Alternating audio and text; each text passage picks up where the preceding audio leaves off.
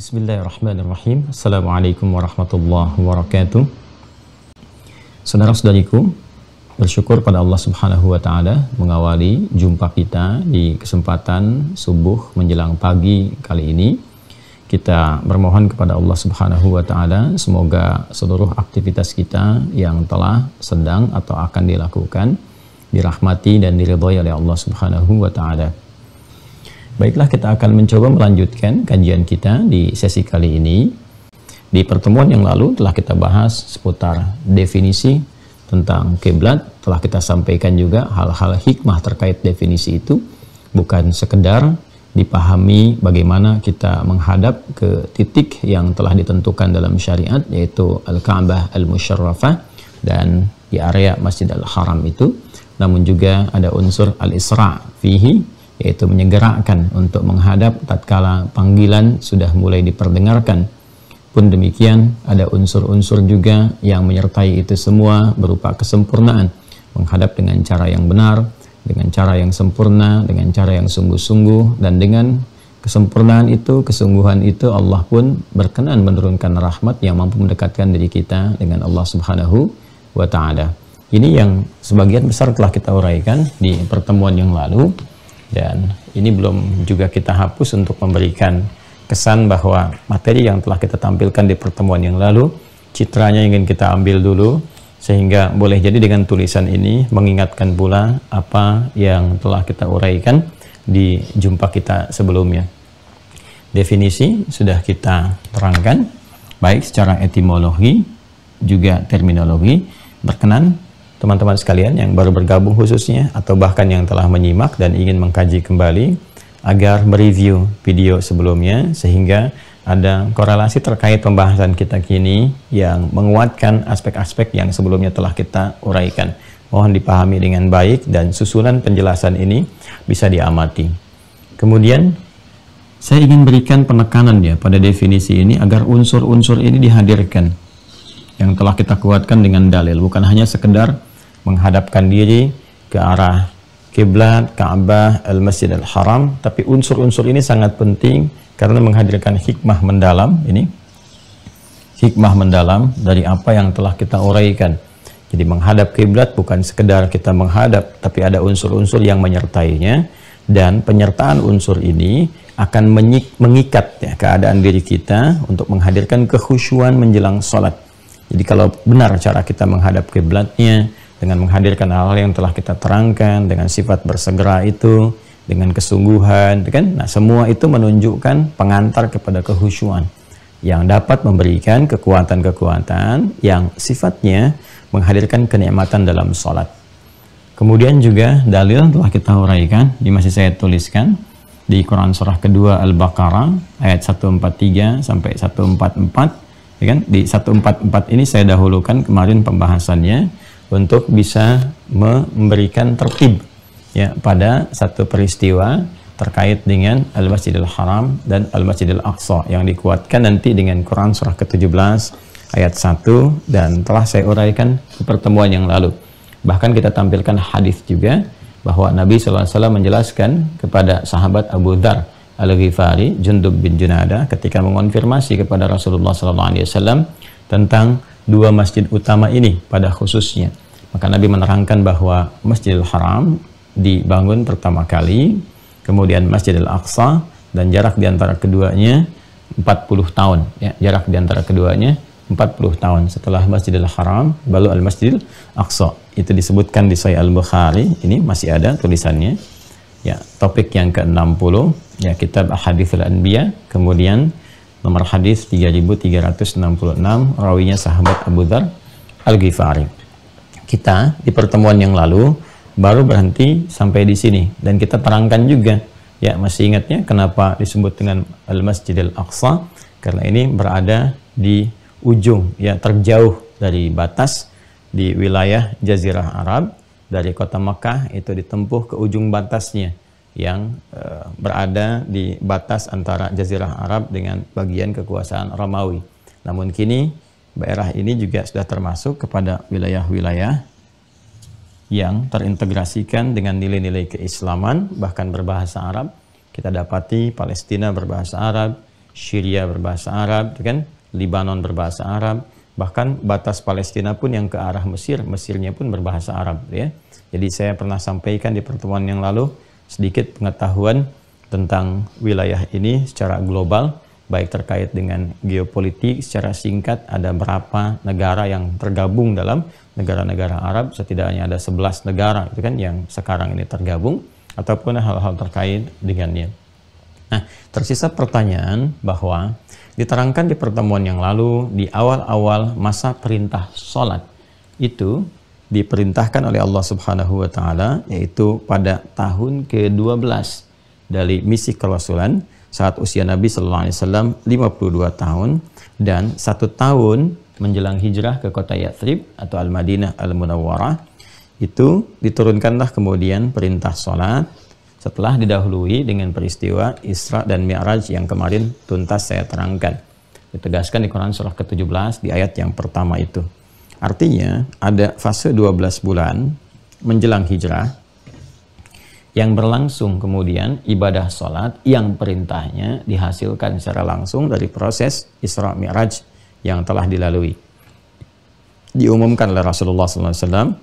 Nah, ini berlangsung selama 12 bulan sampai kemudian juga berhijrah ke Yathrib, kemudian menjadi Al-Madinah Al-Munawwarah, dan disebutkan dalam sejarah pada prosesi ini di awal-awal perintah sholat dikerjakan kemudian, ya, lalu sampai awal hijrah ke kota Yathrib Al-Madinah Al-Munawwarah itu selama 16 sampai dengan 17 bulan. Dari awal perintah itu menghadaplah Nabi SAW dan kaum muslimin kiblatnya ke arah Al-Masjid Al-Aqsa, disertai dengan doa Nabi SAW dalam proses itu agar Allah bersegera mengalihkan kiblat itu arahnya menuju Ka'bah Al-Musyarrafah di wilayah Masjid Al-Haram, dan baru dikabulkan kemudian. Dari masa itu, dari awal diperintahkan sampai dengan awal hijrah itu kurang lebih 16 sampai 17 bulan dengan turunnya Quran surah kedua Al-Baqarah di ayat 144. Ini kemarin telah saya tegaskan sampai ke titik ini. Qad nara taqalluba wajhika fis sama falanuwalliyannaka qiblatan tardaha fawalli wajhaka syatral masjidil haram. Kan? Nah, ini sangat menarik. Kemudian ditegaskan juga wa haitsu ma kuntum fawallu wujuhakum syatrah. Mulai detik ini kemudian kiblatmu arahkan ke arah Masjidil Haram dari arah manapun engkau. Bukan hanya sekedar dari Al-Madinah Al-Munawwarah, di wilayah manapun. Di luar jazirah Arab, di seantara bumi dimanapun dia berada, maka arahkan titiknya itu ketika dia ingin menunaikan sholat, arah kiblatnya menunjuk kepada perintah Allah Subhanahu wa Ta'ala, arahkan ke titik Al-Masjid Al-Haram, ada wilayah Ka'bah Al-Musyarrafah di dalamnya. Kita ingin membahas dulu seperti dijanjikan di pertemuan yang lalu, mengapa di awal perintah sholat itu sampai dengan ke awal-awal masa hijrah, kan, perintahnya tidak langsung diarahkan ke arah Al-Masjidil Haram, namun didahului dengan Al-Masjid Al-Aqsa. Para ulama telah memberikan satu penjelasan yang sangat terukur pada persoalan ini. Baik kitab-kitab klasik ataupun yang kontemporer, dari penjelasan-penjelasan para mufassir memberikan satu keterangan yang utuh, dan juga selain disertai dengan dalil-dalil dari naqli nas Al-Quran, juga disertakan tentang alasan-alasan yang logis diterima ya oleh akal, oleh nalar, sehingga mampu kita mencernanya. Teman-teman sekalian, ada dua hal yang sangat menarik di sini. Yang pertama, nanti keterangan nas langsung dari Al-Quran di Al-Baqarah ayat 143. Baik ya, pelan-pelan. Kita dahulukan nas, ya, nakli dibandingkan akli. Karena nas itu lebih utama. Sumber nas keimanan, sumber akli itu berdasar pengetahuan yang diikat kemudian oleh akal, yang diterima oleh logika. Logika punya keterbatasan. Sedangkan keimanan itu luas jangkauannya karena langsung dibimbing oleh Allah Subhanahu wa Ta'ala berupa firman-firman yang sampai. Dari iman itulah kemudian hikmah datang untuk membimbing akal. Baik, pertama secara nakli di Al-Baqarah ayat 143 Allah menegaskan. Ya, saya baca dari awal dulu ya sampai ditemukan kalimatnya, karena satu ayat ini maknanya luas sekali. kalaupun kita mau hadirkan dalam satu kajian, itu bisa sampai 3-5 episode. Karena merangkum banyak hal yang bisa didapatkan dari satu ayat ini. Hikmahnya luas sekali. Wa kadzalika ja'alnakum ummatan wasata litakunu syuhada'a 'alan nasi wa yakuna ar-rasulu 'alaikum syahida. Ini sudah punya babnya sendiri. Ya, sudah punya babnya sendiri. Dan demikianlah kata Allah, dengan segala keagunganku, kujadikan kalian semua umatnya Muhammad sallallahu alaihi wasallam umat yang pertengahan, ya, wasat. Jadi ajaran Islam itu ajaran yang menampilkan ciri khas berada di pertengahan, sehingga dari tengah itu bisa melihat sisi kanan, sisi kirinya, dan memberikan pandangan secara objektif serta solusi-solusi yang baik dan mulia. Wasat, ya, bukan wastun, jadi wasatun. Kalau wasatun itu ini, ya, berada persis di tengah yang tidak miring kanan atau kiri. Kalau ada miring sedikit kanan atau kiri itu disebut wastun namanya. Ya, dan menariknya ayatnya ayat 143. Al-Baqarah itu kan 286 jumlah ayatnya itu kan. Di Mushaf Hafiz itu 286. Kalau dibagi dua pas 143 kan, yang tidak miring kanan miring kiri. Nah, sifat pertengahan itu, ya, sifat moderat, berkeadilan, yang sifatnya diberikan oleh Allah sebagai pengantar sebelum menjelaskan tentang ini. Mengapa alasannya kiblat itu tidak langsung diarahkan ke Masjid Al-Haram. Jadi diberikan kita oleh Allah sebagai pengantar dulu, jernih dulu melihat sesuatu. Ya, jangan terlampau emosional. Nah, ini satu landasan yang sangat luar biasa gitu. Jadi Al-Quran itu mengajarkan kepada kita supaya kita bisa melihat segala hal dengan objektif, kemudian datang hikmah untuk membimbing akal, jangan tergesa-gesa menyimpulkan sesuatu. Orang yang tergesa-gesa menyimpulkan sesuatu, boleh jadi kesimpulan yang diambil karena sifat ketergesaan-gesaan ini, ya, sifat tergesa-gesa ini bisa keliru nanti, bisa salah, dan boleh jadi bisa fatal. Kalau sudah fatal dalam menyimpulkan, fatal dalam bersikap, selanjutnya boleh jadi agak sulit untuk memperbaiki. Ada orang lewat, dia tidak menyapa, langsung disimpulkan, wah sombong nih. Padahal mungkin dia itu sedang sakit gigi gitu kan. Coba dikonfirmasi dulu, ketika Anda simpulkan ini sombong, kemudian Anda balas dengan tidak menyapa, itu bisa berkelanjutan. Ya, maka muncullah benih-benih yang dimanfaatkan setan kemudian untuk memprovokasi. Demikian kata Allah, ini pelajaran. Apapun yang engkau ingin sikapi, engkau ingin simpulkan, kan? Maka jernih dulu bersikap, berada di tengah dulu, supaya melihat secara objektif keseluruhannya. Nah, ini cara pandang yang tengah ini, kalau dilihat, ya, itu bisa melahirkan berbagai solusi yang menyenangkan dan solusi yang solutif sifatnya. Maka setelah paham, keluar dulu dari sudut pandang yang khusus tertentu, kemudian melihat secara luas. Allah jelaskan, wa ma ja'alna al-qiblata allati kunta 'alaiha illa lina'lama may yattabi'ur rasula mimman yanqalibu 'ala 'aqibai. Dan tidaklah ditetapkan perintah untuk menghadap Al-Masjidil Aqsa itu, ya, kiblat yang pertama, ya, engkau menghadap ke arahnya saat mula menunaikan sholat itu, hikmahnya kata Allah. Nah, ini dia. Jadi kalau sudah iman, hikmah datang. Ya, itu yang diajarkan Rasulullah. Makanya Rasulullah itu dibimbingkan oleh Allah, dan puncak bimbingan itu di atas ilmu kan ada hikmah, ya, dan sifatnya keadaannya wahyu yang diberikan. Wa bayantiqu 'anil hawa in huwa illa wahyu yuha. Dengan keimanannya kepada Allah, kan, begitu ditanya, menunggu jawaban Allah berikan. Ya, dari keimanan itu ada pancaran informasi, ada hikmah tertinggi disampaikan, membimbing akal untuk bisa memaknainya. Ya, nah ini sesuatu yang sangat menarik, ini pelajaran ya.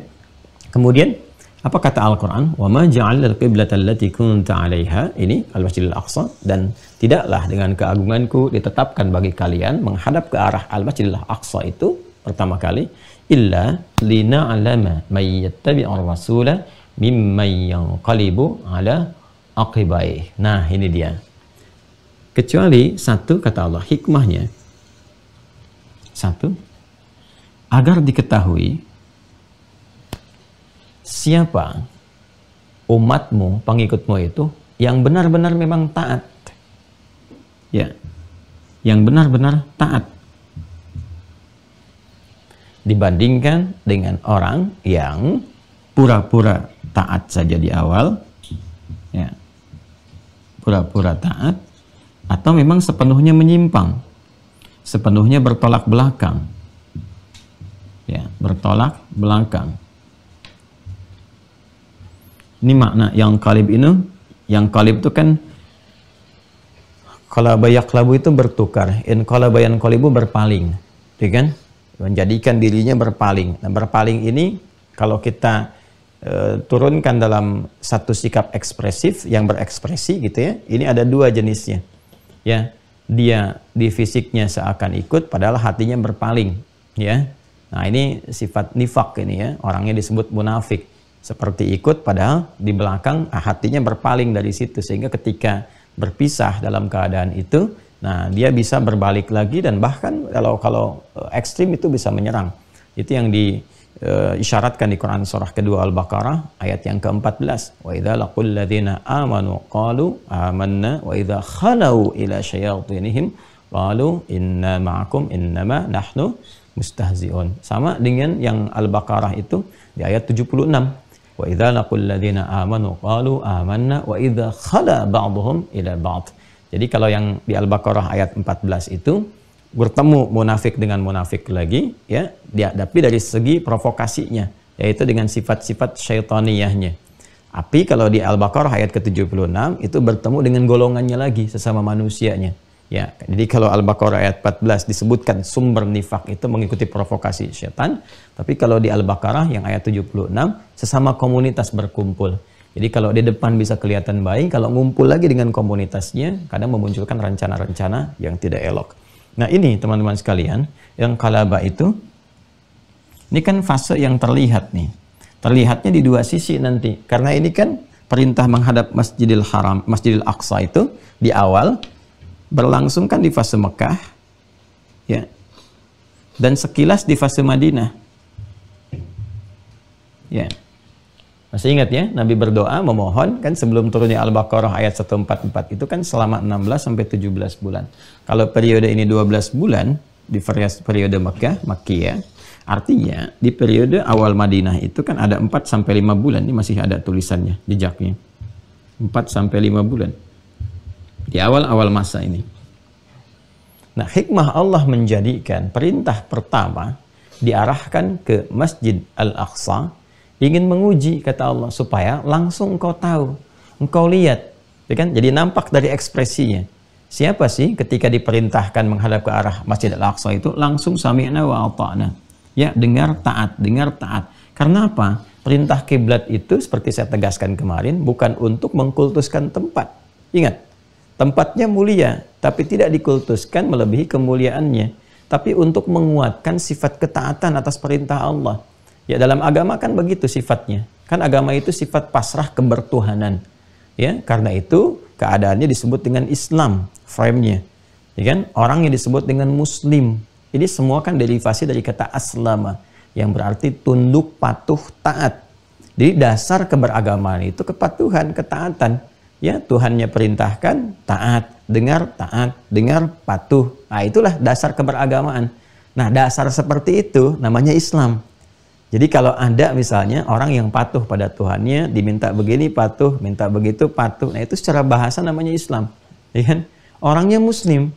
Makanya kita, saya, Anda, kita disebut Muslim itu karena memiliki komitmen untuk patuh terhadap nilai-nilai, ajaran-ajaran, perintah-perintah, ya, dan juga larangan-larangan yang ditegaskan oleh Allah Subhanahu wa Ta'ala, oleh Tuhan kita. Ya, jadi ketaatan kita itu diikatkan dengan perintah, bukan karena persoalan sosoknya, atau persoalan tempatnya, atau waktu, bahkan keadaannya. Ini yang saya tegaskan di pertemuan yang lalu, iblis itu mendapatkan laknat, ya kan? Bukan karena persoalan sujudnya, tapi persoalan pada ketaatan pada perintah Allah Subhanahu wa Ta'ala. Yang dikonfirmasi di Quran surah ke-7 itu Al-A'raf ayat 12 sampai 13 yang kemarin saya tegaskan. Qala ma mana'aka alla tasjuda idz amartuk. Ya kan? Hei iblis, apa yang mencegah engkau itu untuk hormat kepada Adam ketika aku perintahkan? Jadi yang penting perintahnya, bukan karena hormat sujudnya kepada Adam. Ya kan? Nah, apa jawabnya? Salah iblisnya, iblis salahnya di sini masih tetap mempertahankan kesombongannya. Ya, padahal tahu sesungguhnya itu perintah, cuma karena sombong menutup. Karena itu Allah haramkan kesombongan bagi setiap hamba, karena berbahaya itu. Ya, qala ana khairum minhu, khalaqtani min narin wa khalaqtahu min tin. Karena aku lebih hebat ya Allah dibandingkan dengan Adam. Sudah jelas Allah tegaskan, bukan karena Adamnya, ini perintah saya. Nah kan, ketika dia mengatakan kau ciptakan aku dari api, kata iblis, kau ciptakan dia dari tanah, statusnya lebih tinggi. Murkalah Allah di situ. Karena persoalannya, esensinya bukan karena penghormatan kepada Adam, perintahnya. Nah ini pun terkait dengan persoalan kiblat di awal ke Masjidil Aqsa, kemudian dialihkan ke Masjidil Haram. Kata Allah ini untuk menguji. Mayyattabi'ur rasula mimman yanqalibu ala aqibai. Allah. Ya, siapa yang mampu taat? Yang menaati Rasul itu siapa? Atas perintah Allah. Jadi kiblat itu ujian ketaatan. Ya. Bukan pada konteks pengkultusan, apalagi penyembahan. Itu yang keliru. Jadi kita luruskan, kalau ada sementara orang memandang salah persepsi, diduga menghadap kiblat itu ya sebagai Ka'bahnya itu disembah, bukan. Itu keliru, ya totally wrong, seperti yang saya sampaikan di pertemuan yang lalu. Yang dimaksudkan adalah ini ujian perintah atas ketaatan kita kepada Allah Subhanahu wa taala. Nah, untuk diketahui siapa yang menaati Rasulullah, mengikutinya, sami'na wa ata'na, kami dengar, kami taati, mimman yanqalibu ala aqibai, dibandingkan dengan orang yang mungkin kelihatan pura-pura taat padahal dia menyimpang atau sama sekali memang bertolak belakang. Nah, ini menarik nih. Ini kata mimman yanqalibu ala aqibai sekaligus mencakup teman-teman sekalian dua fase ini. Periode Makkiyah dan periode ba'dal hijrah, kan? Di awal-awal masa di Al-Madinah Al-Munawwarah. Ini sangat menarik. Ini dirinci oleh beberapa mufassir, dari yang klasik sampai yang kontemporer. Kalau kita kumpulkan banyak sekali beberapanya. Bahkan yang beberapa tafsir yang ditulis di kondisi-kondisi tertentu pun itu juga tidak jauh dari pakem ini, bahkan lebih merinci, seperti Said Qutb menulis tafsir fi Dhilalil Quran itu ya saat berada di balik penjara itu. Nah, itu juga menjelaskan yang menjangkau nilai-nilai logika ya yang memiliki kesamaan dengan tafsir-tafsir yang lain. Artinya nggak ada perbedaan pendapat di sini ya dalam berbagai hal. Nah, saya ingin katakan teman-teman sekalian, pertama para ulama menjelaskan situasi di Mekah di awal masa risalah, apalagi sudah sampai ke periode ini 12 tahun sebelum hijrah. Hal yang mendorong Nabi itu diperintahkan oleh Allah untuk hijrah, kan? Ya, di antara sebabnya yang menjadi ketetapan untuk berhijrah atas izin Allah Subhanahu wa taala itu kondisi Mekah yang sangat tidak kondusif. Yang di antara ketidakkondusifan itu juga terkait dengan keadaan Ka'bah pada masa itu. Jadi orang-orang kafir Quraisy pada masa itu sudah memonopoli Ka'bah itu sebagai bagian dari pusat penyembahan mereka. Ya, bahkan menjadikan Ka'bah itu dipenuhi dengan patung-patung. Ya, ada sejarah yang mencatat kurang lebih 360 patung dengan patung terbesarnya Hubal dan lain-lain sebagainya, itu kan? Ya, saya pernah bahas edisi tersendiri ini tentang patung ini yang di Klik Adi itu, ya, di dalamnya, di luarnya dan sebagainya. Jadi mereka sudah memonopoli keadaan Ka'bah ini dan sudah menyimpulkan bahwa permintaan penyembahan teragung itu ya kepada Tuhan-Tuhan yang mereka pertuhankan, mereka kemudian dekatkan atau bahkan hadirkan di area Ka'bah ini, sehingga seakan memberikan kesan bahwa ini tempat pemujaan yang umum bagi semua masyarakat gitu, yang dipahami umumnya itu atas keyakinan yang mereka yakini pada masa itu. Ya, dengan politeisme itu, penyembahan-penyembahan terhadap berhala. Jadi sudah mereka klaim ini sebagai bagian tempat untuk beribadah bagi mereka. Walaupun mereka sendiri menyadari Ka'bahnya ini uniknya nih. Ya, punya sifat umum untuk digunakan sebagai tawaf oleh siapapun. Mereka mengetahui Ka'bahnya ini mulia dan sebagainya. Dan ini karena satu peristiwa besar yang pernah saya terangkan dulu, ya, sosok yang kelihatannya itu dermawan, baik, dianggap seperti soleh, padahal kurang ilmu, gitu kan? Jadi persoalan. Ya, mereka ingin mendapatkan berkahnya dari Ka'bah itu dengan menempatkan benda-benda yang dipertuhankan. Nah, namun celakanya menjadikan itu sebagai pusat pemujaan. Jadi seakan-akan kalau sudah menghadap ke Ka'bah itu nyembah Tuhan mereka. Ya, walaupun uniknya mereka bedakan dengan tawaf. Kalau tawaf silakan tawaf-tawaf aja gitu. Ya, ini unik sekali nih. Ya, makanya pada musim haji itu yang tawaf ya tawaf. Ya, yang menjadikan berhala sebagai Tuhannya ya megang, nyentuh dan sebagainya. Yang tidak ya putar-putar aja. Makanya di masa-masa risalah pun Nabi tawaf ya tawaf gitu kan. Ya, tapi tidak pernah mendekat kepada berhala. Ya, jauh dari itu semua. Hanya ketika sudah dipersepsikan sebagai penyembahan, ya, ya, apalagi dalam bentuk sholat dan sebagainya, itu kesan yang tertangkap oleh mereka itu spesifik. Ini spesial, ya. Patung-patung yang berada di area ini bahkan dimasukkan ke dalamnya, ini memberikan sikap tegas mereka bahwa ke arah Ka'bah itu penyembahannya adalah penyembahan kepada Tuhan-Tuhan yang mereka pertuhankan. Di titik inilah kemudian Allah memberikan hikmah. Allah memberikan hikmah. Apa di antara hikmahnya? Satu, perintah sholat pertama kali diarahkan ke arah Al-Masjidil Aqsa supaya tidak memberikan kesan bahwa sholat yang ditunaikan ini menimbulkan kesan-kesan tertentu, ya, dengan menghadirkan tuduhan-tuduhan itu sama saja, ya kan? Tuhannya Muhammad SAW katanya Allah, tapi menyembahnya ke arah Tuhan-Tuhan kita juga. Nah, ini yang ingin kemudian, ya, dihilangkan kesan-kesan ini dari jiwa-jiwa insan beriman sehingga tidak menimbulkan satu ambiguitas tersendiri atau hal-hal yang memungkinkan terjadinya fitnah-fitnah yang bisa meruntuhkan nilai akidah, karena ini masih di awal-awal keislaman, ya. Anda bayangkan kalau peristiwa itu terjadi baru pada mu'alaf di awal, di tengah-tengah baru diajarin, kemudian praktek sholat langsung menghadap ke arah sini, yang kesan di masyarakatnya sudah terkesankan bahwa ini adalah sisi penyembahan, atau dalam bahasa lebih kita mau sandingkan metafornya itu, ya, kiblatnya orang-orang kafir Quraisy pada masa itu ke patung-patungnya, dia diduga oleh mereka seperti itu kesan yang ditampilkannya, maka berpotensi memunculkan fitnah, ya kan, yang bisa meruntuhkan akidah, yang dengan itu ya bisa menjadi ujian berat bagi insan beriman pada masa itu. Maka Allah Subhanahu wa taala menegaskan bahwa ini adalah ujian ketaatan, walaupun disadari sepenuhnya Ka'bahnya mulia, ya kan, dan kondisi-kondisinya itu mulia dan sebagainya, tapi karena ada kesan-kesan tadi yang dikhawatirkan terjadi fitnah yang bisa menggoncang akidah, maka berlaku ujian ketaatan. Wa ma ja'alnal qiblata allati kunta 'alaiha illa lina'lama may yattabi'ur rasul. Supaya diketahui siapa yang ikut Rasul, siapa yang ikut kebiasaan orang-orang kafir Quraisy pada masa itu. Jadi bisa diketahui, dibedakan. Oh, pengikutnya Muhammad kalau sholat itu ngadapnya bukan menghadap ke arah ini, berhala-berhala yang menghiasi, atau bukan menghiasi lah, mengotori, ya. Menghiasi itu nggak tepat bahasanya, kan? Yang ditempatkan ya berada di sekitaran Ka'bah ini. Nah, maka diarahkan kemudian oleh Allah Subhanahu wa taala, diberitakan kepada Rasulullah menghadapi ke arah Al-Masjid Al-Aqsa. Maka kelihatan, oh, ini umatnya Muhammad sallallahu alaihi wasallam. Ini yang tidak ikut Muhammad sallallahu alaihi wasallam. Yang di awal-awal masih mendukung, tapi belum ikut untuk sholat. Nah, ini berarti kelihatan nih, ya, belum jadi umatnya Nabi Muhammad SAW, masih jadi objek dakwah. Nah, jadi kelihatan orang yang betul-betul sudah taat kelihatan, yang baru simpati kelihatan, ya, yang masih ragu-ragu juga kelihatan, yang ingkar lebih jelas lagi. Nah, fase ini kan tidak mudah nih di awal-awal. Kondisi-kondisi ini bahkan lebih ekstrimnya lagi kan yang ketahuan langsung dipersekusi.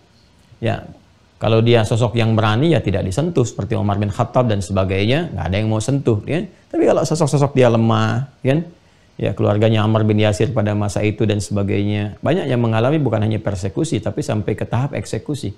Yaitu yang menyebabkan di awal periode itu ada yang diperintahkan hijrah ke Habasyah, ke Ethiopia dan seterusnya, kan? Nah, untuk menghindari eskalasi tinggi ini yang melahirkan tekanan-tekanan yang bahkan bisa membahayakan bagi jiwa. Ini tahap 1. Tahap 2, ketika sampai ke sini, ke Yathrib, ke Al-Madinah, Al-Munawwarah, kan sudah tidak mendapatkan kesan ini lagi. Kesan ini udah nggak ada. Ya, orang-orang Mekah kan tetap di Mekah dengan persepsinya, ya kan? Kalau yang di Madinah, ini di Yathrib, yang kemudian menjadi Al-Madinah, Al-Munawwarah, ya, secara sosiologis tidak sama pandangan-pandangan mereka, cita-cita yang ada mereka dengan masyarakat ini, masyarakat yang ada di Mekah, ya kan? Jaraknya sudah 400 kilo sendiri, ya, sudah punya persepsi sendiri dan sebagainya. Walaupun sebagian mereka ini kan sudah heterogen di sini, ya, Yahudi ada, Nasrani ada, kemudian juga yang politeisme juga ada, yang biasa ziarah ke Mekah juga sudah ada, tapi situasinya ya lebih heterogen di sini. Sedangkan ini kan umumnya terpusat, ya, ke arah keyakinan orang-orang Quraisy pada masa itu. Nah, teman-teman sekalian, ketika pindah ke sini, nah ini jadi terbalik situasinya.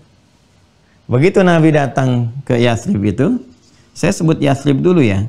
ingin menunjukkan keistimewaan risalah Islam yang bisa mengubah keadaan Yathrib itu menjadi suasana kota. Yathrib itu gambarannya ketika Nabi pertama datang ke wilayah itu, Yathrib itu nama dari keturunan anak dari Nabi Nuh alaihissalam. Yathrib yang pertama mula menempati tempat ini. Jadi setiap ditempati biasanya disebut dengan nama orang yang pertama yang ada di situ, maka tempatnya menjadi nama itu, diambil dari nama orangnya. Nah ini teman-teman sekalian, Yathrib keadaannya pada saat itu cukup parah ya. Secara banyak hal, banyak aspek dalam tatanan sosial kemasyarakatan. Dari sisi ekonomi jauh di bawah resesi. Jadi ada monopoli ekonomi, monopoli perdagangan lah ya, kalau bahasa tegasnya gitu, yang dikuasai oleh Yahudi saja. Dengan berbagai hal. Ya, sehingga terkenal pada masa itu seburuk-buruknya pasar, ya pasar yang ada di Yathrib pada saat itu. Wah, jadi kecurangan, timbangan, macam-macam sudah ada semua di situ. Yang penting melahirkan keuntungan. Ini yang nanti melahirkan ayat-ayat bahkan surat-surat yang spesifik menjelaskan tentang kondisi pasar pada masa itu. Sehingga keuntungan itu hanya dikuasai oleh satu atau segelintir pihak saja, khususnya dari kalangan Yahudi pada masa itu. Ya, ada pasarnya tersendiri. Itu dari sisi ekonomi. Kemudian dari sisi politik juga, ini bergerak juga. Ya, kenapa ini bisa menguasai? Awalnya ketika stabil keadaan pasar dan semua banyak yang untung, terutama juga pedagang-pedagang yang telah menetap lama, yang keturunannya dari Yaman, ya dua suku utama yaitu Aus dan Khazraj, ya, keduanya tuh banyak untung besar, terus sejahtera masyarakat merata. Nah ini mulai bergerak, memprovokasi supaya berselisih sehingga terjadi perselisihan dan itu membawa kepada suasana politis kurang lebih selama 600 tahun berselisih. Ya sebelum datangnya Nabi itu kurang lebih 600 tahun. Jadi Anda bisa bayangkan suasana sosiologisnya, suasana ekonominya yang jauh di bawah resesi, jauh, kan? Kemudian ada pertikaian suku dan seterusnya. Ini luar biasa lah. Nah Nabi datang itu, ya walaupun dalam keadaan demikian dikenal umumnya orang Madinah itu lebih tenang karena secara geografis agak berbeda dengan Mekah. Mekah itu cenderung gersang, kan? Hanya bukit-bukit, batu, jarang tumbuhan. Di Madinah itu lahannya cukup subur, banyak tumbuhan sehingga suasana tumbuhan itu memengaruhi kepada keadaan hati. Ya keadaannya lebih tenang, ya lebih nyaman. Makanya kalau Anda datang ke Madinah itu kan suasananya bisa agak berbeda, hawanya berbeda sendiri gitu ya. Kita yang sudah pernah ke sana tuh bisa merasakan bagaimana orang-orang di sana tenangnya, dengan teduhnya dan sebagainya. Itu terpengaruh. Kondisi alam kan memengaruhi. Orang tinggal dekat pantai suaranya cenderung keras, kan? Orang tinggal dekat hutan juga dan sebaliknya agak berbeda karakternya dengan tinggal di tempat-tempat tertentu. Nah, ini keadaan-keadaan yang memengaruhi. Nah, ketika pindah ke sini, saya ingin jelaskan bahwa Nabi disambut luar biasa karena memang sangat dirindukan, ditunggu. Sebagian dari mereka bahkan sudah pernah melakukan baiat, sudah pernah ke Mekah, kan? Tapi di sisi lain, nah ini menariknya, dalam pergaulan sosial, ini kan ada satu kaum ya, Yahudi di sini. Ya memang ini punya karakternya sendiri, karakter khas dari zaman-zaman dulu gitu kan. Nah, di antaranya salah satunya itu seringkali usil. Ya, dan usilnya kalau sudah usil kadang melampaui batas, gulu, keterlaluan. Ya, usil di politik bisa keterlaluan, usil di bidang ekonomi bisa keterlaluan. Ya, yang kita bisa lihat aja sekarang krisis-krisis yang dulu berlangsung di tahun 90-an tuh, 97, 98 kan karena keusilan ini juga. Datang ke sini borong, habisin ini, ya kekurangan terjadi gitu kan, krisis dan sebagainya. Banyak hal lah yang bisa, ini dari dulu begini. Ya ada tingkat keusilannya. Kalau belajar genealogi Yahudi nanti kalau ada waktu lagi kita sambungkan kembali ya. Nah ini juga sama nih. Jadi begitu di awal-awal, secara singkatnya hijrah ke sini, fase ini 4-5 bulan itu sering diolok-olok juga oleh orang-orang Yahudi. Sering diolok-olok. Apa di antara olok-oloknya? Lihat tuh umatnya Muhammad sallallahu alaihi wasallam, kan? Katanya risalahnya penyempurna, kan? Risalahnya yang paling unggul, yang paling mulia. Kiblatnya kok masih ikut-ikutan kiblatnya kita ke Masjid Al-Aqsa yang ada Haikal Sulaiman di dalamnya, ya di areanya. Nah, jadi itu selalu diolok-olok demikian. Sama dengan kasusnya puasa juga. Ya. Katanya umatnya mulia, kok puasanya ikut-ikutan Asyura katanya kan? Kan Nabi memerintahkan untuk menghargai apa yang telah ada, namun tidak bertentangan dengan syariat Islam. Kan begitu datang ke Yathrib pertama kali ditanya, ya kan? Nah, ini kok umat Yahudi puasa apa itu? Dan dikonfirmasikan. Mereka mengatakan, ini kami puasa mengikuti jejak Nabi sebelumnya ke Musa yang bersyukur pada Allah Subhanahu wa taala karena dibebaskan dari Firaun, ya, yaitu dikenal dengan puasa Asyura. Asyur itu 10. Asyur 10 Al-Muharram itu kan, kemudian mereka berpuasa, nah itu dikenal dengan demikian, maka dikenal dengan Asyura. Nah, maka pada saat itu Nabi mengatakan kami lebih berhak kepada Musa dibandingkan dengan mereka. Yang dimaksudkan apa? Nasab kenabiannya Nabi lebih nyambung. Yang kedua, nasab lurusnya menjaga syariat Musa, menjaga din, kan risalah yang dibawa Musa itu untuk disempurnakan Nabi Muhammad lebih nyambung. Maka kemudian Nabi memerintahkan pada para sahabat, ya kalian puasa. Puasa, karena ini pertama tidak bertentangan dengan syariat, nilai puasa itu. Ya, tidak bertentangan dengan syariat. Ini yang paling pokok nih. Ya. Jadi bila ada tradisi atau keadaan yang tidak bertentangan dengan syariat, malah dibenarkan oleh syariat dan sifatnya baik, itu dipertahankan. Ya, ini tuntunan. Nanti kalau sudah masuk ke aspek fikih-fikih terapan muamalah, kita akan bahas lebih dalam tentang itu. Ya, nanti ada persoalan banyak hal. Mencakup di dalamnya nanti misalnya persoalan tahlil, persoalan macam-macam, itu bahasanya ada di sana nanti ketika masuk muamalah. Ya, jadi jangan dibahas sekarang dulu supaya tidak melompat-lompat. Ya. Nah ini awal pokoknya. Itu jadi olok-olok. Ya, sampai nanti turunlah perintah Quran surah kedua Al-Baqarah ayat 183 tentang puasa itu. Ya ayyuhalladzina amanu kutiba alaikumussyam kama kutiba alal ladzina min qablikum la'allakum tattaqun. Ya, Nabi SAW bermaksud baik. Ya, yang pertama untuk mempertahankan syariat dalam keadaan yang baik. Yang kedua juga membangun ya satu pola pendekatan dakwah yang baik dengan orang-orang Yahudi yang tidak langsung meruntuhkan kebiasaan mereka. Ya, jadi tidak meruntuhkan kebiasaan yang telah dibangun. Itu kan pola adaptasi yang bagus sungguhnya. Ya, itu Masya Allah itu yang diterapkan juga nanti oleh para ulama-ulama kita ketika berdakwah di Nusantara di awal-awal masa sampai dengan kini. Ya, jadi hal-hal yang baik yang sekiranya tidak langsung bertentangan dengan syariat, malah ini kan menguatkan syariat. Ya, ketika pertama kali diadakan menguatkan syariat. Itu juga dari sisi psikologis itu memberikan langkah awal ya pola pendekatan dengan adaptasi-adaptasi yang baik sehingga harusnya sih bisa diterima. Oh, apa yang kita kerjakan ternyata umat Muhammad SAW juga mengerjakannya. Itu membangun kan satu pola kedekatan, pola komunikasi yang baik, ada penerimaan. Harusnya demikian. Ya, cuman yang lahir ternyata olok-olok, puasanya ikut-ikutan. Maka Allah turunkan yang lebih baik daripada itu, yaitu puasa Ramadan. Ya, itu di antara asalnya, Maka Allah turunkan puasa khusus spesifik hadiah untuk umatnya Muhammad SAW dan di dalamnya terdapat malam Al-Qadar, kemuliaan Al-Quran, macam-macam lah yang tidak didapatkan oleh umat-umat di masa lalu. Ya, itu hadiah terindah gitu kan, terbesar satu. Selain nanti ada Jumat, ada Al-Fatihah dan sebagainya. Nah, ini kiblat juga demikian. Ya, ini yang saya katakan. Di awal datang Nabi Muhammad kan banyak ya yang menyambut ya seperti Abdullah bin Ubay bin Salul juga langsung memaksa dirinya masuk Islam. Ya, masuk Islam dan sebagainya. Menampakkan mereka itu respect kepada Nabi Muhammad SAW dan sebagainya, diterima dan seterusnya. Tapi ketika menjalankan syariat, di belakang ngolok-ngolok. Nah, ini yang saya katakan pura-pura taat. Nih. Ada yang memang bertolak belakang sepenuhnya. Ini umumnya menjangkau fase Mekah sebelum hijrah. Ya, untuk menunjukkan yang berbeda dengan Nabi Muhammad itu yang masih menghadap ke arah berhala-berhala di sekitaran Ka'bah. Bukan menghadap Ka'bah ya, menghadapnya ke arah berhala-berhala itu. Ya, maka bertolak belakang. Umat Nabi Muhammad itu bertolak belakang dengan itu semua. Ya kan? Maka diuji oleh Allah untuk menghadap ke arah Masjid Al-Aqsa untuk menunjukkan perbedaan antara umat Nabi Muhammad dengan orang-orang yang menyembah ya kepada patung-patung yang dipertuhankan.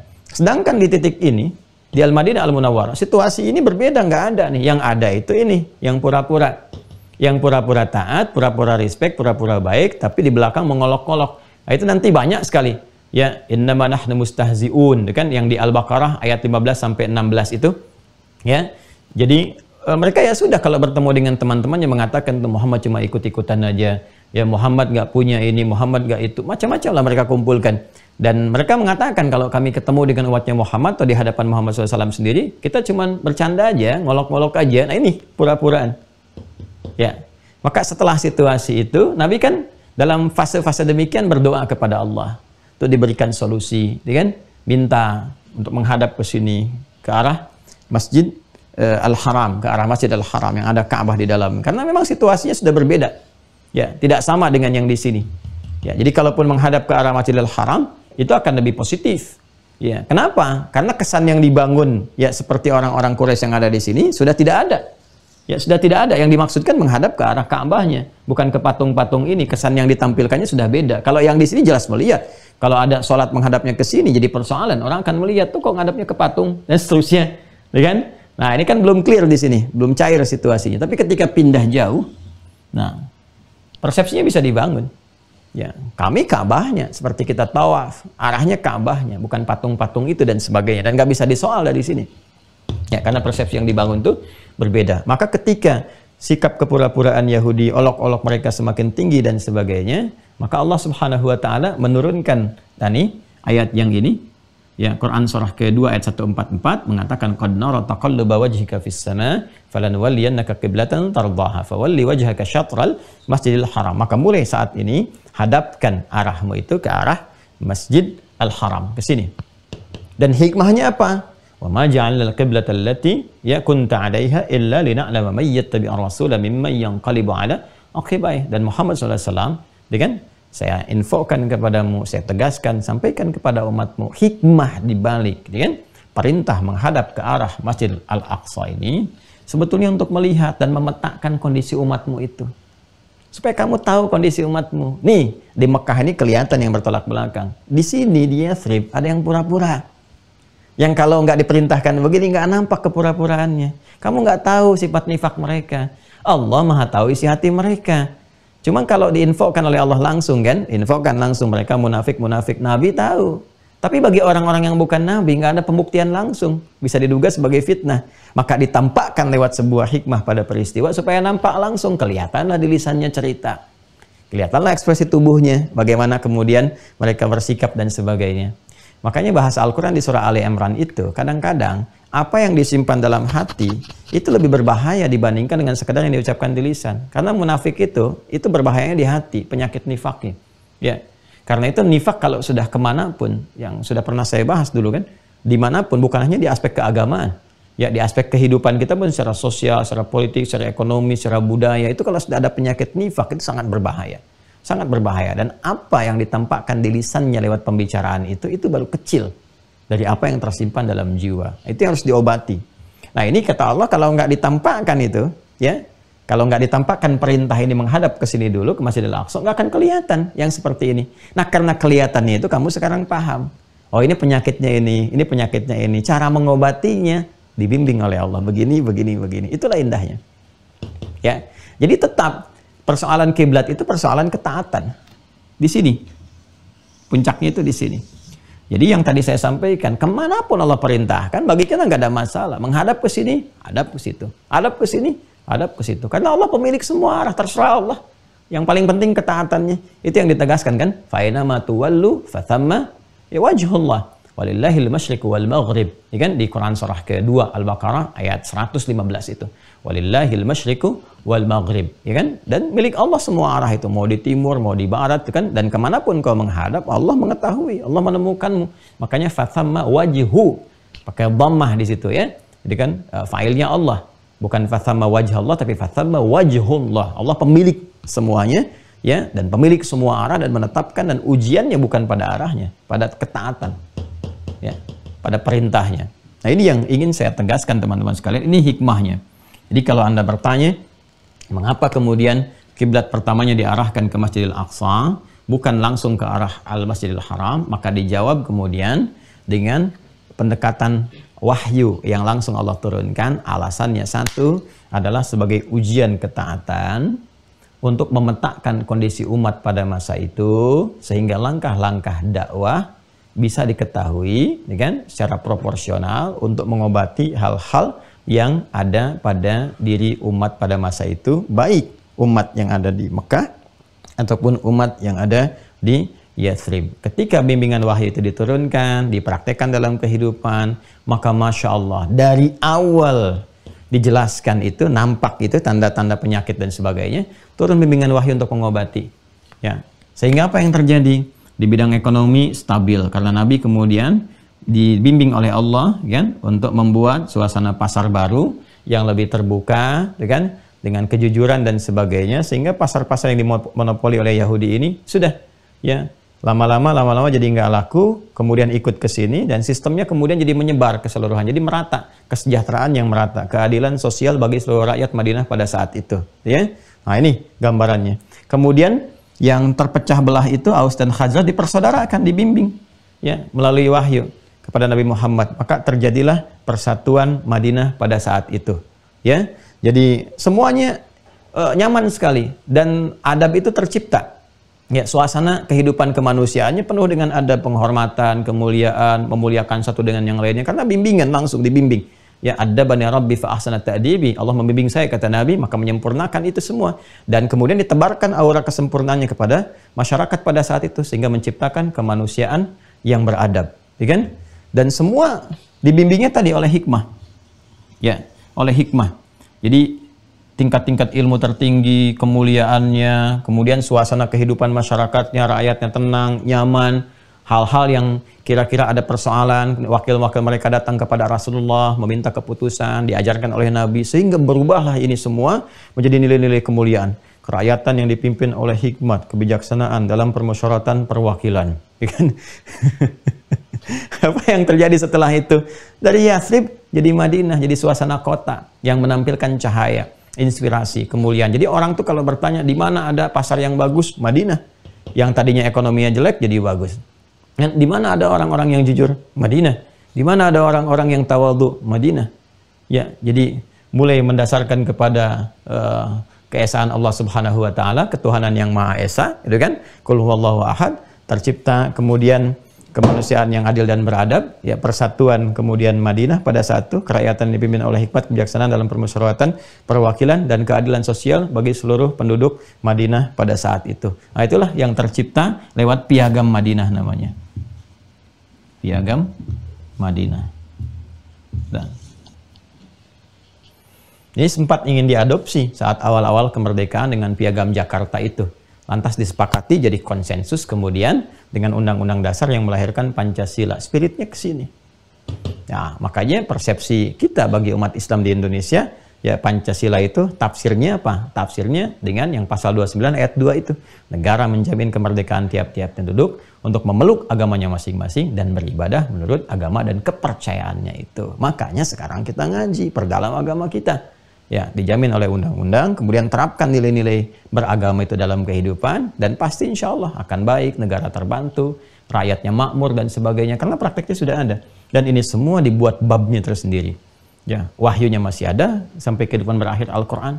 Praktek ini juga dikumpulkan dalam sirah, petunjuk Nabi yang ada dalam hadis, tinggal kita ambil profesinya apa, ambil terapkan dalam kehidupan. Dan tindakan kita dijamin oleh undang-undang. Maaf ya, sedikit kita pendalaman. Sehingga jangan pernah mempertentangkan negara dengan agama. Itu pesan yang mau saya sampaikan, ya. Jadi kalau ada sekarang pesan-pesan yang dibawa oleh segelintir orang, ya, agama bertentangan dengan Pancasila atau Islam bertentangan dengan Pancasila, itu usang. Saya tegaskan, itu usang, pemikiran yang usang. Karena kenapa? Spirit lahirnya Pancasila itu, bahkan spirit lahirnya Negara Kesatuan Republik Indonesia itu dari nilai-nilai agama. Ya, dari teriakan takbir Allahu Akbar, kemudian masuk dengan rahmat dan berkah Allah di undang-undang atas berkat rahmat Allah yang Maha Kuasa, dan dengan didorongkan oleh keinginan luhur masuk di situ. Di Pancasila juga ada ketuhanan yang Maha Esa, di pembuka undang-undang yang turunan dasarnya di pasal 29 ayat 1 negara berdasar atas ketuhanan yang Maha Esa, ayat 2-nya jelas menjamin. Jadi saatnya sekarang kita membangun harmoni, ya, menghormati di titik perbedaan, bersama-sama membangun bangsa bagi umat Islam, perdalam agama, luaskan wawasan, dan nanti sisi positifnya, semua aura kebaikan yang didapatkan dari pendalaman nilai keislaman itu akan terpancar menuju kemuliaan-kemuliaan yang dirasakan manfaatnya dalam kehidupan berbangsa dan bernegara. Ya, yuk ke sini. Nah, apa hubungan dengan kiblat? Kita hubungkan lagi. Tadi sedikit pencerahan dulu, ya. Baik. Yuk, sekarang kita kembalikan. Ini sudah paham definisi, sudah. Dalil sudah. Sejarah sudah. Hikmah juga sudah terjawab tadi sebagian. Jadi kita mengerti sekarang kenapa menghadap ke arah Masjidil Haram, sebelumnya Masjidil Aqsa. Dan nanti peristiwanya terjadi ketika Nabi sedang menunaikan salat yang sekarang di Masjid Qiblatain itu, ya. Sedang dijamu, ya, ada riwayat mengatakan sedang zuhur itu makan siang. Ada riwayat mengatakan yang malam, sholat isya dan sebagainya, itu macam-macam lah. Tapi semua riwayat itu terhubung pada satu kesimpulan yang sama, bahwa pada saat itu turunlah kemudian Al-Baqarah ayat 144 yang memerintahkan mengarah ke arah Masjid Al-Haram. Ini menegaskan dua hal sekaligus. Satu, prinsip kiblat bangunannya adalah ketaatan. Ini ya, ingat ya.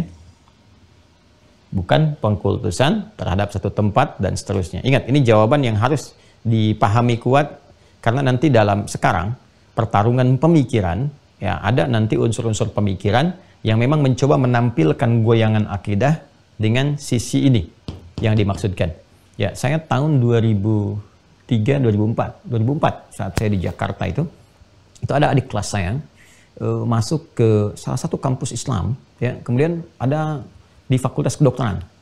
Ya, ini menariknya begini, ini Fakultas Kedokteran kok ada pembelajaran ya pluralisme agama, salah satu materinya itu. Ya, Anda bisa bayangkan tuh orang Islam semua tapi yang ngajar dari ada non-muslim dan tokoh-tokoh non-muslimnya. Ya, di keyakinan ini, keyakinan itu, dan salah satu yang dikonsultasikan kepada saya pada saat itu adalah apa? Ya, yang mengatakan, ada dosen saya berkata semua sama katanya. Ya, orang Islam juga menyembah pebatu juga, ya, dan dia katakan ketika ditolak bukan, itu kan? Itu Ka'bah itu dia katakan, dia persepsikan Ka'bah itu adalah objek sesembahan. Ya, objek sesembahan. Jadi dia duga bahwa orang Islam itu nyembah Ka'bah. Nah, itu menjawabnya bagaimana? Nah, ini yang kita tadi sampaikan. Ya. Buktinya apa? Orang Islam tidak pernah mengkultuskan Ka'bah. Ya, kemanapun tidak pernah membawa Ka'bah dalam bentuk miniatur dan sebagainya. Bahkan kalaupun tidak tahu arahnya kemana, ya tetap dia bisa mengarah kepada apa yang dia yakini dengan ikhtiarnya, dan ayatnya pun masih ada. Ayatnya masih ada dan tegas. Ya, di dua ayat sekaligus, ayat yang menyatukan dengan arah kiblat baru di Quran surah kedua ayat 143, wa ma kana Allahu liyudhi'a imanakum. Jadi peristiwa ketika menghadap ke arah Ka'bah itu berlangsung, Masjidil Haram. Ini Nabi sedang sholat menghadap Masjidil Aqsa sini. Turun Al-Baqarah 144, berputar Nabi, ya. Setelah 2 rakaat berputar 180 derajat ke sini, Masjidil Haram. Makmum ikut di belakang sini. Ya, yang tadinya ke sini ikut ke sini. Berputar ke sini arah Masjidil Haram.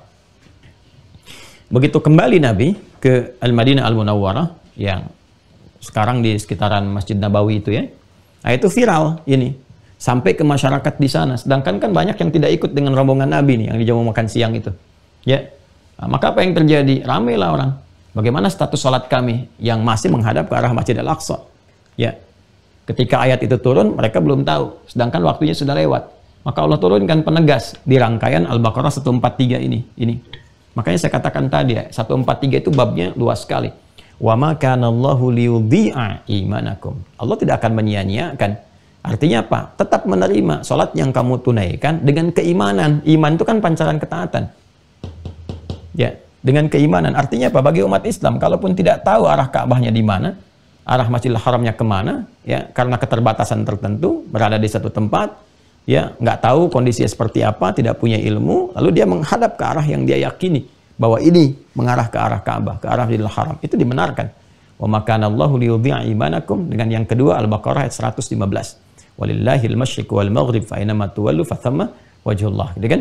Ya, baik. Jadi semua arah milik Allah Subhanahu wa taala. Kalau kamu pun tidak tahu kemana arahnya saat sholat karena kondisi tertentu, menghadaplah ke arah yang kamu yakini, maka di situ kemudian Allah menerima dan mengetahui keyakinan dan ketaatan, pembuktian ketaatan engkau. Ini poinnya. Jadi satu, terkait dengan kiblat ini ada nilai-nilai ketaatan yang dibangun. Oke? Yang kedua, jangan lupakan ini tentang sejarah itu. Kiblat itu juga bisa menjadi petunjuk kepada kita tentang, nah ini yang paling menarik, kondisi-kondisi sosial, ya, baik secara psikologis atau juga kondisi di antropologinya juga di masyarakat yang bisa kita baca.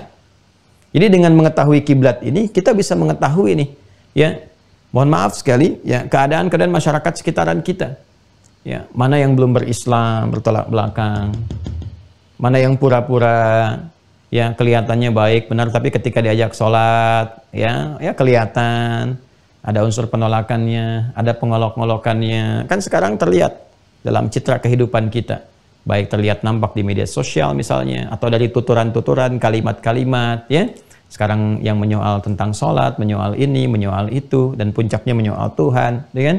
Dan kalau kita bawa, ini citranya dari masyarakat, kita lihat, bisa lihat dari akar sejarahnya ini. Awal mula perintah pemindahan kiblat itu adalah untuk mengetahui tentang bagaimana kondisi sosial masyarakat pada masa itu, baik yang bertolak belakang dengan nilai keislaman, ataupun yang pura-pura seperti muslim. Nah, nanti dari situ kalau kita sudah paham, maksudnya sekarang kasusnya bukan kiblat lagi, kiblatnya sudah jelas, sudah ada, tapi orang-orang ini masih ditemukan. Maka bagaimana cara mengobati orang seperti itu kalau ditemukan di sekitaran kita? Anda tinggal satu tempat, muslimnya banyak, itu kan ada yang berbeda pandangan. Nah, bagaimana Islam memberikan tuntunan untuk berdakwah dengan penuh kelembutan, kemuliaan kepada mereka? Atau sisi lain, Anda mendapatkan teman, ya mengakunya muslim dan sebagainya, tapi belum mau sholat, itu kan? Ya, menjauh dari arah kiblat. Nah, ini pun nanti ada tuntunannya secara proporsional.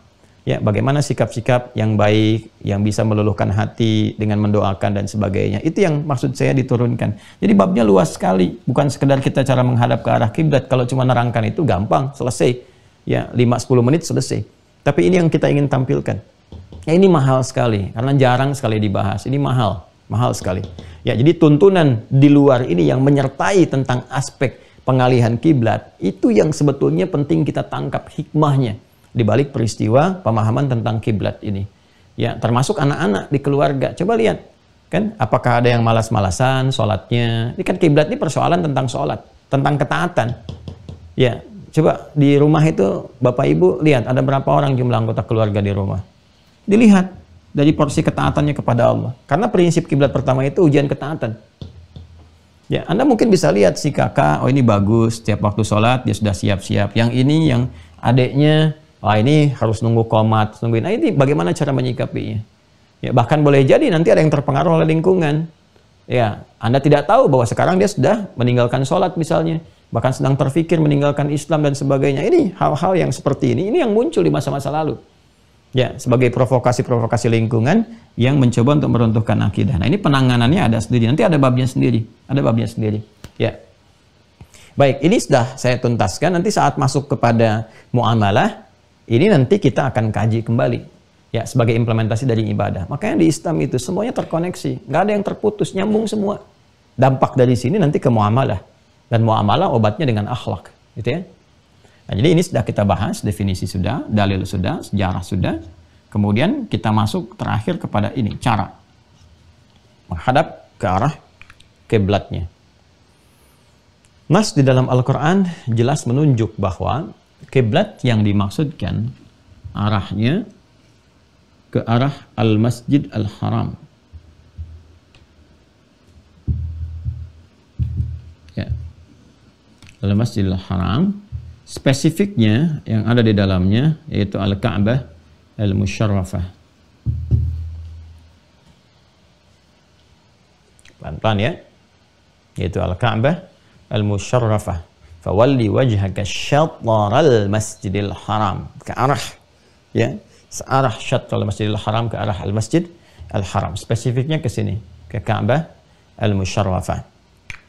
Jadi kita masuk sekarang dalam tinjauan fikihnya.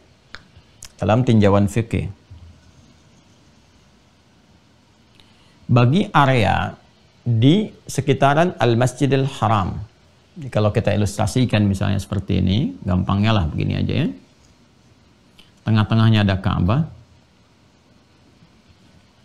Maka semua pusat, titik pusat yang menjadikan tumpuan, titik tumpu arah dari semua ibadah dalam penundaan sholat itu, arahnya terpusat ke sini, Ka'bah. Karena itu, kita tidak heran kalau ada lingkaran-lingkaran ini berbentuk shaf. Ya, untuk orang sholat, yang arahnya semua diarahkan menuju Ka'bah ke sini. Ya. Dari semua arah menuju ke sini. Jadi kalau sudah area Masjidil Haram harus pas titiknya mengarah ke sini. Karena itu tidak sembarangan. Ya, otoritas setempat di sana itu sudah membuat saf-saf yang memang terukur mengarah ke sini. Ya, kalau sudah sampai area Masjidil Haram, jangan salah kiblat. Ada tahu kiblatnya di Ka'bah, ada yang menghadap ke arah Maktabah Qadimah, rumah Nabi yang lama itu. Terus saya pernah lihat juga. Ini kan kalau ini Ka'bah, misalnya di sini ada, oh, kalau ini Hajar Aswad ya, ini Hajar Aswad di sebelah sini. Berarti kalau kita tarik garis lurus dari Hajar Aswad ini ke sini, ini Babus Salam. Babus Salam. Yang di sininya kan buat sa'i ya, ini Bukit Safa, yang ini Marwah. Ini garis lurus ini, makanya kalau masuk dari Babus Salam, keluarnya langsung ke Hajar Aswad, gak muter-muter. Biasanya dulu saya kalau umrah atau haji suka ngajak jamaahnya ke sini. Ya, belum banyak renovasi-renovasi. Nah ini kalau ini Babus Salam di sini, berarti di sini ada Zamzam nih, Grand Zamzam. Di sini Safwa, sini Istana Raja, Jabal Kubesnya di sini. Turun ke sini, nanti di sini ada Gate 26 Ismail, 27, 28 Babun Nabi, kemudian ke sini Babus Salam. Babul Ali, Babus Salam. Nah ini kalau tarik garis lurus lagi dari sini, Babus Salam keluar, ini ada eskalator sebelah sini, tangga biasa, eskalator lagi, kan? Naik ke atas, tadi garis lurus, di sini ada bangunan warna krem, Al-Maktabah Al-Qadimah. Al-Qadimah. Ya, kayak perpustakaan lah disamarkan demikian. Sampingnya ada tempat ngambil air zam-zam pakai keran. Pakai selang, pakai keran di sini.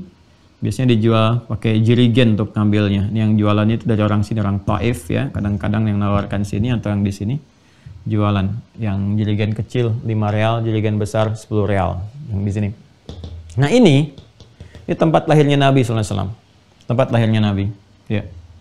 Ada bukit lagi di atasnya. Satu. Ya, ini menarik sekali kalau kita citrakan itu. Saya pernah ngambil satu titik ya. Saat terbit matahari itu menarik, pasti ada gambarnya tuh. Bagus sekali gitu. Jadi begitu satu titik ini terbit, matahari ini pas gitu berada di sini itu, bayangannya tuh langsung ke sini. Langsung tembusnya ke sini ke Babus Salam. Babus Salam sini tadi. Satu arah gitu. Ya, satu titik. Wah, ini harus dalam ilmunya, harus dalam ya, karena kalau pendekatannya fikih nggak nyampe ke sini.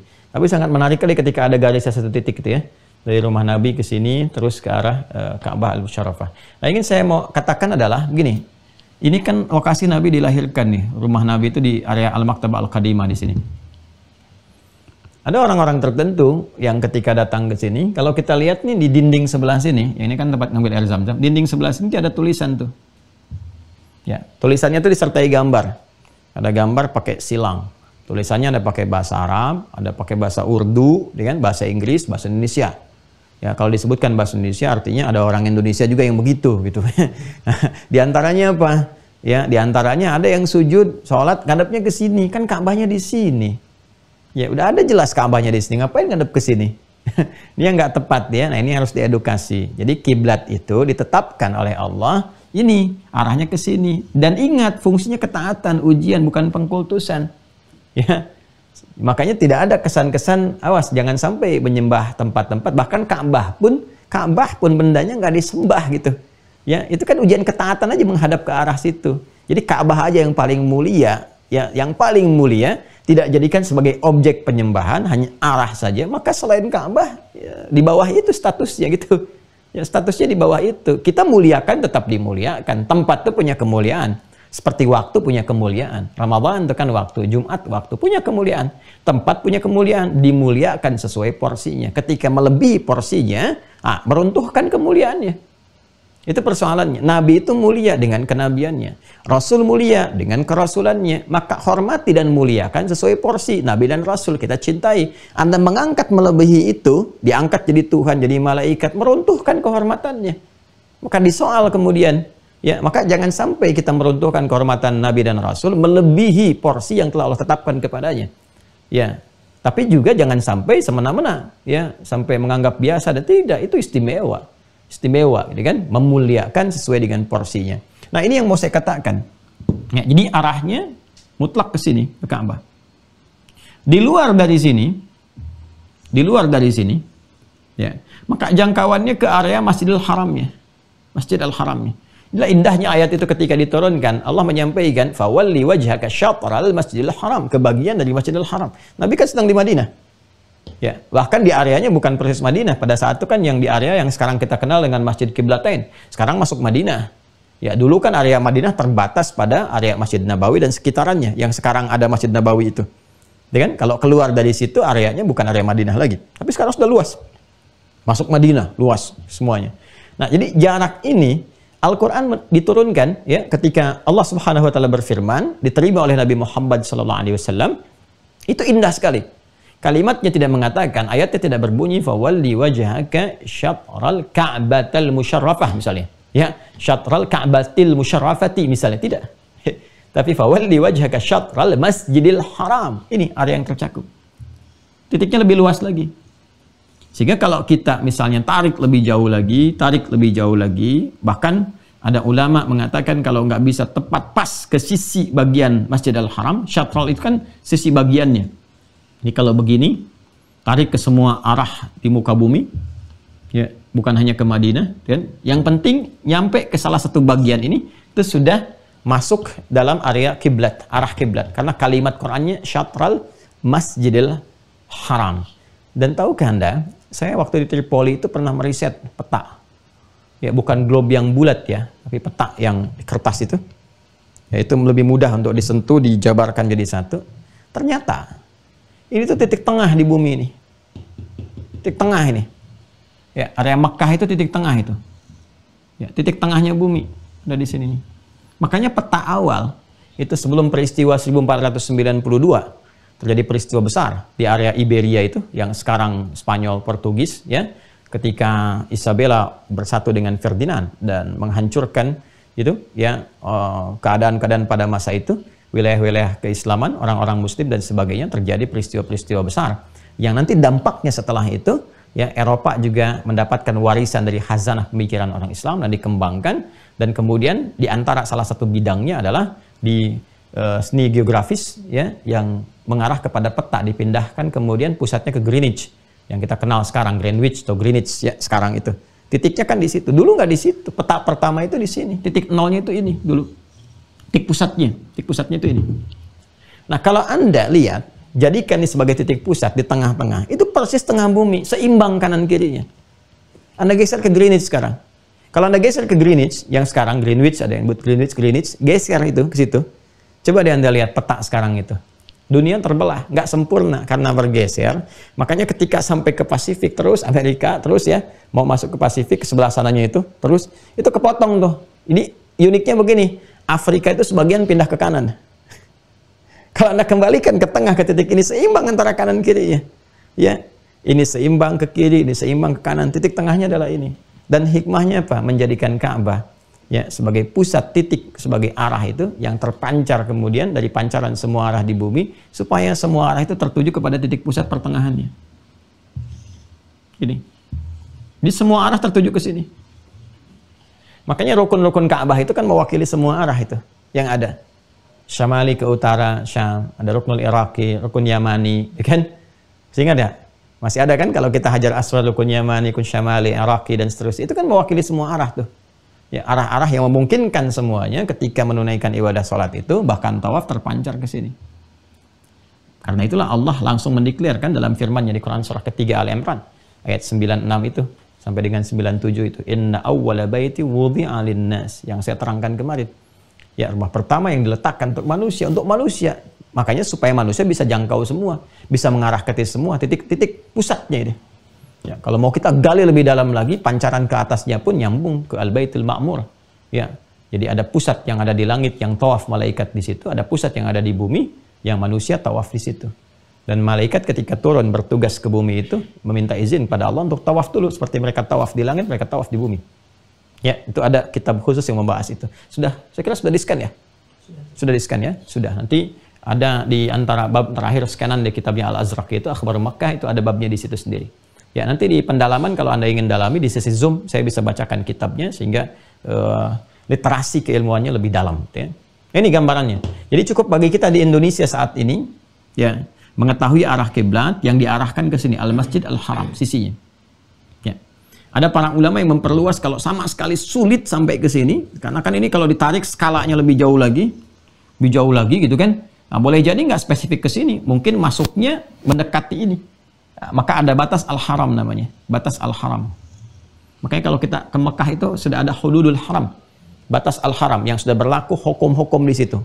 Ya, hukum-hukum di situ spesifik untuk orang Islam saja. Kemudian ada berbagai hal yang berlaku dan nggak berlaku di tempat lain. Ya, seperti dilarang di sini untuk berburu, kan? Apalagi menumpahkan darah dan sebagainya. Ini berlaku hukum-hukum yang tidak berlaku di tempat-tempat yang lainnya. Ini Al-Haram. Jadi ada Al-Haramain Asy-Syarifain, satu wilayah Al-Madinah Al-Munawwarah, yang kedua ada wilayah Makkah Al-Mukarramah. Ada batasnya sendiri dikenal dengan batas Al-Haram. Batas Al-Haram ini bukan Masjidil Haram. Ya, batas wilayah untuk memasuki ini Masjidil Haram. Ya, wilayah kota Mekah terkhusus tersendiri. Jadi di Mekah pun luas Mekah itu. Provinsi sendiri ada gubernurnya. Ya, ini bagian kota sucinya. Nah, di wilayah Mekah yang luas itu nanti ketika kita masuk Mekah, sebelum masuk Masjidil Haram, masuk batas haramnya dulu. Batas haram. Nah, ulama membagi 3 bagian terkait dengan arah kiblat ini. Pertama, spesifik Ka'bahnya di sini. Kedua, Al-Masjidil Haram, kan? Yang ketiga, wilayah Al-Haramnya tersendiri. Jadi kalau wilayah Al-Haram, Masjid Al-Haram spesifik ngadepnya ke sini, ke Ka'bah. Kan? Kemudian di luar Masjid Al-Haram, di luar batas ini, bahkan batas Al-Haram keluar, ya paling tidak menjangkau ke Masjid Al-Haram, kalau enggak tepat persis ke arah Ka'bah. Kalau kita tarik lebih jauh lagi, terus kan ikan tanah suci, kita tarik sampai ke tanah kusir, tanah abang, terus ya kan? Jauh, lebih jauh lagi tuh. Belum tentu ketika kita lakukan pas benar sampai ke Ka'bah tuh. Yang penting nyenggol nggak ke arah Masjidil Haram. Ya kan? Nah, kalau misalnya nggak spesifik karena kecil juga dari jauh, belum tentu pas Al-Haramnya. Nah, ini bisa diukur. Nah, sekarang teknologi sudah maju. Ya, teknologi sudah maju. Jadi jangan sampai ini sudah jelas ke arah sini, Masjidil Haram. Wah, begitu dicek-cek lagi, ternyata salah tuh. Arahnya di ke Manchester United misalnya. Tuh kan? Nah, jadi persoalan.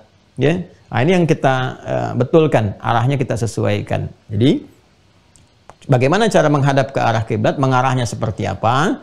Ya, pertama kita bahas dulu secara umumnya, maka diarahkan. Kalau sudah paham definisi kiblat, dalil semuanya, arahkan diri kita ketika sholat, menghadapnya kemana? Kan paling minimal tertuju ke arah Al-Haram, ya, atau Al-Masjidil Haram sini.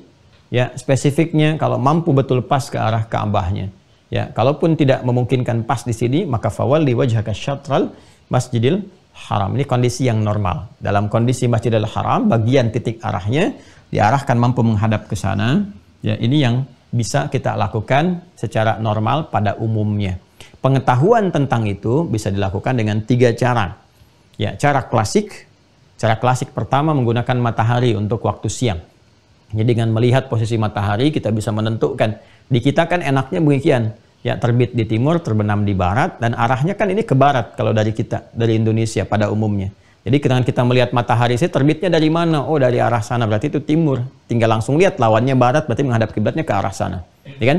Nah, karena itu memposisikan yang dicontohkan Nabi dengan bayangan, cara klasik pertama, ya kan? Bayangan itu juga sangat menentukan.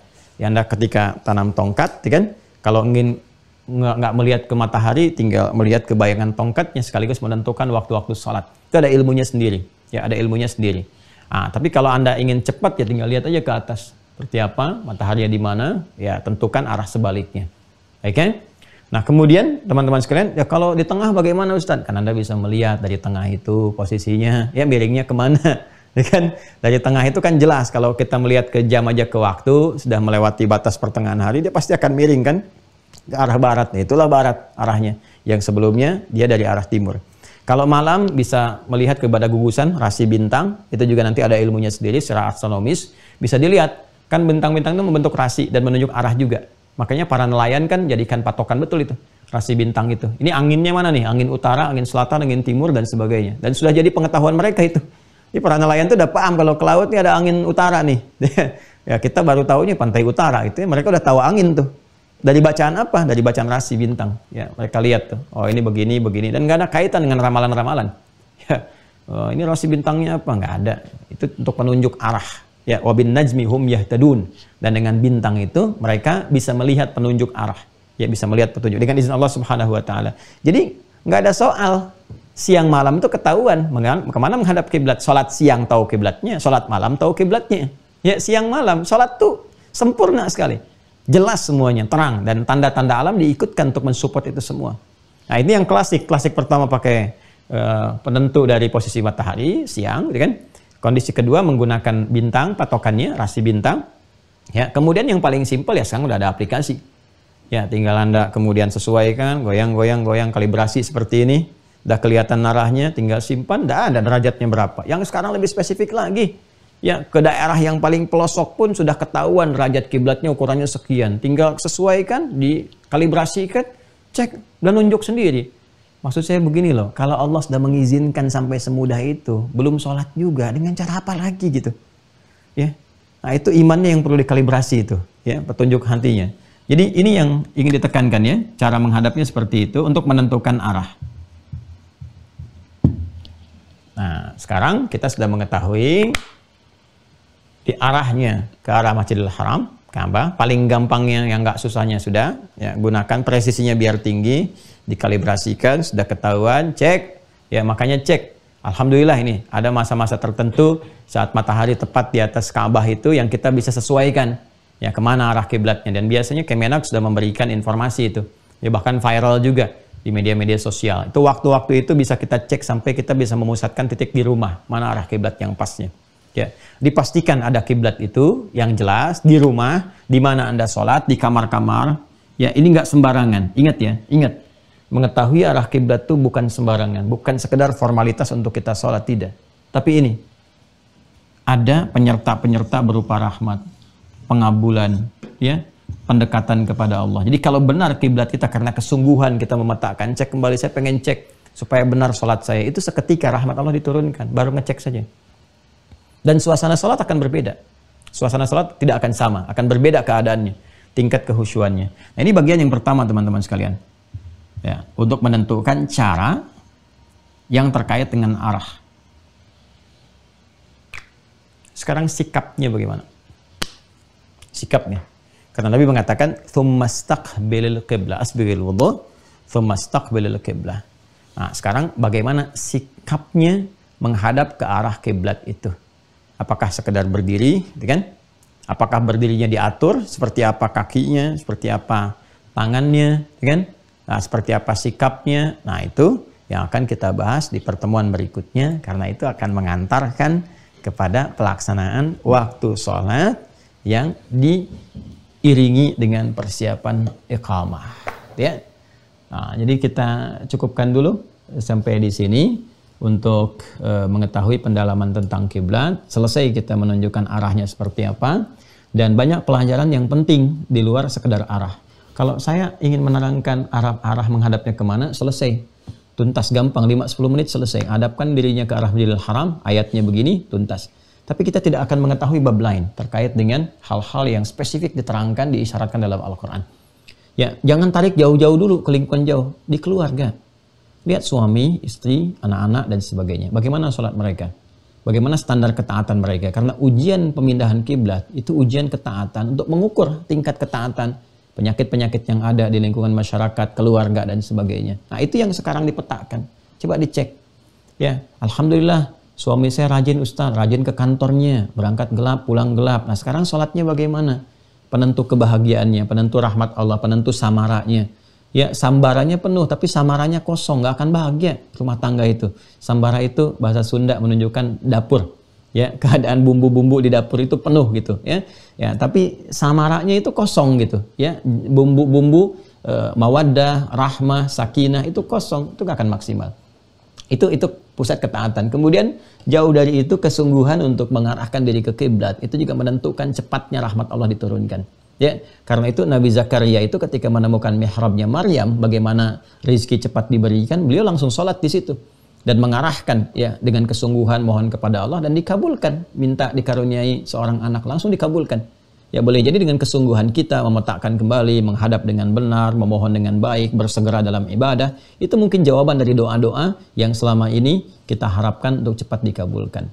Saya kira itu untuk bahasan hari ini. Insya Allah kita akan lanjutkan esok hari ke persiapan menjelang sholat, fase iqamah. Ya, nah ini nanti mohon izin, ini akan menjadi penting karena babnya dua. Bab pertama terkait dengan kondisi imam. Ya, bagaimana imam kemudian menyiapkan, ya, membaca kondisi makmum, menyiapkan surat-surat, memberikan isyarat, ini juga penting. Kemudian yang kedua kondisi makmum, bagaimana merespon itu semua, iqamat seperti apa, termasuk apakah sholat sendirian ada iqamat ataukah hanya berjamaah saja. Lalu sholat yang netral sifatnya, dalam keadaan tidak berjamaah, ya berdirinya seperti apa kondisi kita dalam keadaan menyiapkan diri kita untuk sholat. Nah, ini yang kita bahas insya Allah esok hari. Mudah-mudahan Allah memberikan kelapangan kita untuk menguraikannya dan memberikan kesehatan pada kita semua dan memberikan kekuatan untuk mengamalkan apa yang telah kita pelajari dengan cara yang baik. Saya kira itu. Terima kasih untuk perhatian di hari ini. Semoga Allah muliakan kita, merahmati kita, dan memberikan pahala terbaik seperti yang Allah janjikan sesuai dengan kadar keikhlasan kita semua. Allahumma taqabbal minna innaka antas sami'ul alim wa tub alaina innaka antat tawwabur rahim. Allahumma ja'alna minal muti'ina laka ya arhamar rahimin wa bi sunnati nabiyyika sayyidina Muhammad sallallahu alaihi wasallam.